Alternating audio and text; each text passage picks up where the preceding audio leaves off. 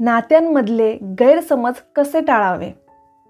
गैरसमज म्हणजे एखाद्या व्यक्तीने चुकीचा समज करून घेणे, किंवा याला आपण असंही म्हणू शकतो की गैरसमज हा नातेसंबंधात दुरावा निर्माण करणारा एक भयंकर रोग आहे. नात्यामधले जे काही वाद भांडणे होतात ना, त्यामध्ये 90% वाद हे गैरसमजामुळे होतात. शांतपणे बसून चर्चा न केल्यामुळे गैरसमज निर्माण होतात. सगळ्यांना वाटत असतं आपले नाते, मग ते आईवडिलांसोबत असो, मैत्रीचे असो किंवा नवरा बायकोचे असो, ते छान असावे, सुंदर असावे. असे नाते आयुष्यभर आपल्यासोबत असावे.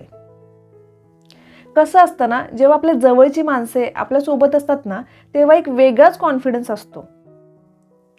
पण जेव्हा हीच जवळची नाती दुरावतात ना, तेव्हा माणूस खचून जातो, हरून जातो. काही गैरसमजामुळे जुने नाते, चांगले नाते तुटतात, खराब होतात. मग असे काय करता येईल ज्यामुळे हे गैरसमज टाळता येतील? नमस्कार मंडळी, माझं नाव आहे पूनम. आपल्या यूट्यूब चॅनलवर तुमचं स्वागत आहे. माझी एक रिक्वेस्ट आहे की व्हिडिओ शेवटपर्यंत बघा. तर नात्यांमधले गैरसमज कसे दूर करावे यासाठी आज आपण या व्हिडिओमध्ये 6 पॉईंट बघणार आहोत. चला तर मग व्हिडिओ स्टार्ट करूया. यामधला फर्स्ट पॉईंट आहे समजून घेणे. काही वेळा एखाद्या व्यक्तीच्या बाबतीत आपण अंदाज लावत असतो, अझम्पशन करत असतो. या अंदाज लावण्याच्या सवयीमुळे सुद्धा गैरसमज होतात. जसे की आपण एखाद्या व्यक्तीला कॉल केला आणि तो कॉल नाही रिसीव्ह झाला, नाही उचलला गेला तर गैरसमज.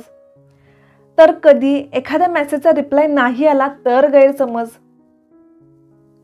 आपण फक्त अंदाज लावत असतो की ह्या व्यक्तीला आता माझी गरज नाहीये, किंवा ह्या व्यक्तीला आता माझ्याबद्दल काहीच वाटत नाहीये. यावर उपाय असा की थोडा वेळ जाऊ द्या. या सिच्युएशनमुळे, या परिस्थितीमुळे त्या व्यक्तीबद्दल गैरसमज करून घेऊ नका. तो व्यक्ती खरंच बिझी असेल तर थोडे समजून घ्या, थोडे मॅच्युअर्ड बना.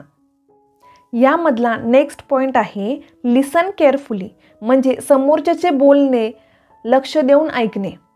काही वेळा आपण समोरच्याचे पूर्ण बोलणे प्रॉपरली ऐकतच नाही. काहीतरी अर्धवट ऐकतो, मग अंदाज लावत बसतो आणि गैरसमज करून घेतो. दुसरी गोष्ट, काही लिहिलेलं म्हणजे व्हॉट्सअप मेसेज किंवा टेक्स्ट मेसेज, त्यातही चुकीचा समज करून घेतात. यामधला थर्ड पॉईंट आहे कम्युनिकेशन इज अ की, कीप कम्युनिकेटिंग. बघा, ज्या त्यावेळी गोष्टी क्लिअर करून घ्यायला शिका. म्हणजे कोणी काही बोललं, काही मेसेज केला तर लगेच क्लिअर करून घ्या. अंदाज लावून गैरसमज करत बसू नका. आणि सगळ्यात महत्त्वाचं, कम्युनिकेशन ठेवा, बोलत राहा. आणि तुम्हाला जर पूर्ण सिच्युएशन माहीत नसेल तर टोमणा मारणे किंवा एखाद्याच्या मनाला लागेल असे बोलणे हे टाळलं पाहिजे. कसं असतं ना, एकदा गैरसमज झाले ना की ते कायम मनात राहून जातात. आपण सतत म्हणत असतो ह्याने चूक केली, त्याने चूक केली. पण चूक करणाऱ्या व्यक्तीपेक्षा गैरसमज करून घेणारा व्यक्ती जास्त चुकीचा असतो. अशी वेळ येऊच देऊ नका की तुमचे 2 वर्षाचे, 4 वर्षाचे, 10 वर्षाचे नाते तुटेल. आणि जर हे गैरसमज दूर करायचे ठरवले ना तर हाती काहीच लागणार नाही. मी असे काही लोक बघितलेत, काही आई वडील जे आपल्या मुलांच्या बाबतीत, सुनेच्या बाबतीत सुद्धा गैरसमज करून घेतात आणि थेट आपल्या मुलासोबत किंवा सुनेसोबत न बोलता ते तिसऱ्या व्यक्तीला हे सांगतात, ज्यामुळे हे गैरसमज अजून वाढतात. यामधला नेक्स्ट पॉईंट आहे भूतकाळातील राग धरून ठेवणे. काही लोक भूतकाळात घडलेल्या गोष्टींचा राग मनात धरून ठेवतात. यामुळेही गैरसमज होऊ शकतात. आयुष्य जगताना माणसाकडून चुका होतातच. मग क्षमा करणे आणि गोष्टी सोडून देणे हे गरजेचे आहे. यामधला नेक्स्ट पॉईंट आहे तुमच्या जोडीदाराला तुमचं मन वाचण्याची क्षमता आहे असे गृहीत धरणे हे टाळले पाहिजे. हा पॉईंट स्पेशली नवरा बायको यांच्यासाठी आहे. नवरा बायको यांच्या नात्यामधला हा सर्वात मोठा प्रॉब्लेम आहे. तो म्हणजे तुमच्या जोडीदाराला संवादाशिवाय, म्हणजेच बोलल्या सांगितल्याशिवाय तुम्हाला काय हवं, काय नको ते समजलं पाहिजे. जोडीदाराने किंवा आपल्या जवळच्या माणसाने आपलं मन ओळखलं पाहिजे अशी अपेक्षा ठेवणे हे टाळले पाहिजे. त्याऐवजी मनमोकळेपणाने बोला. तुमची भावना, इच्छा, चिंता हे स्पष्टपणे व्यक्त करा. यामधला नेक्स्ट पॉईंट आहे एखाद्या व्यक्तीच्या हेतूंचा चुकीचा अर्थ लावणे. हे समजून घेण्यासाठी आज आपण इथे एक गोष्ट बघूयात. ही गोष्ट मी 4 वर्षापूर्वी आपल्या महाराष्ट्राच्या माई सिंधुताई सतपाळ यांच्या इंटरव्ह्यूमध्ये ऐकली होती. एका झाडाच्या फांदीवर पक्ष्याचं जोडपं बसलेलं होतं.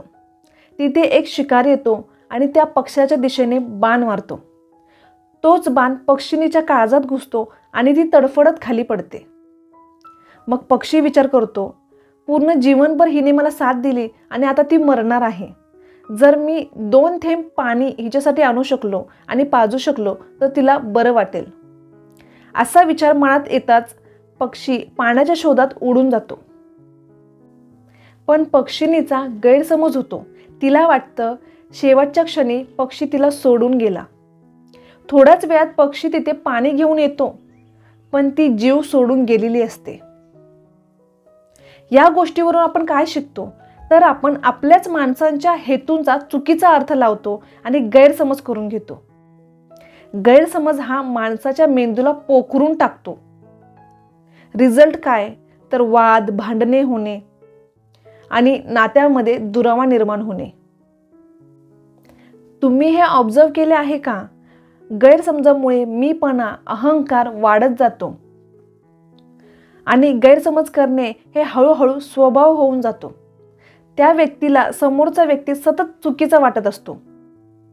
असे गैरसमज करणारे व्यक्ती समोरच्या व्यक्तीला समजून घेऊ शकत नाही.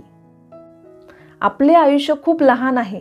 कोण किती वेळ जगेल हे कोणाला सांगता येणार नाही. इथे कोणाचाच भरोसा नाही. आपल्याला कधी काय होईल, समोरच्याला कधी काय होईल आणि या सगळ्यामध्ये गैरसमज दूर करण्यासाठी संधीच नाही मिळाली असं नको व्हायला. आजचा हा व्हिडिओ तुम्हाला कसा वाटला हे कमेंट करून नक्की सांगा आणि व्हिडिओ आवडल्यास एक लाईक नक्की करा. नेक्स्ट व्हिडिओमध्ये आपण बघणार आहोत गैरसमज कसे दूर करता येतील. पण तोपर्यंत पॉझिटिव्ह राहा, खुश राहा आणि आयुष्य छान जगा. थँक्यू.